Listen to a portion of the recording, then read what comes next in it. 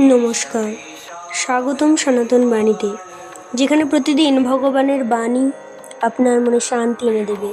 এই বাণীটি আজ তোমাদের উদ্দেশ্যে ভগবান ঈশ্বর করেছেন। যদি কষ্টে থাকো এটা শোনো, স্কিপ করার আগে 10 সেকেন্ড শুনে যাও। ভগবান তোমাকে এই কথাগুলো বলতে চান। বাবা লোকনাথের কিছু অনুপ্রেরণামূলক বাণী শোনো। যে আমাকে ডাকে আমি তার পাশে থাকি সর্বক্ষণ।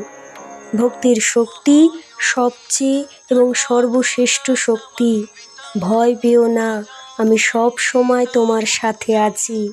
সৎ পথে চললে ঈশ্বর তোমার সহায় হবেন। মানুষের সেবা করাই ঈশ্বরের সেবা। বিশ্বাস রাখো, সব ঠিক হয়ে যাবে। অহংকার ত্যাগ করো, শান্তি পাবে। ধৈর্য ধরো, সময়ই সব কিছু ঠিক করে দেবে।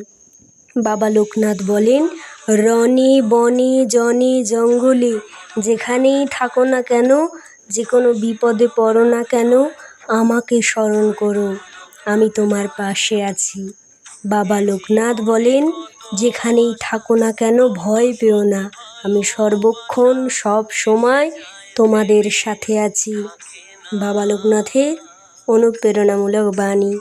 তাই আজকের এই বাণীটি যদি ভালো লেগে থাকে তাহলে একটা লাইক করে দাও আর ফলো করতে ভুলো না।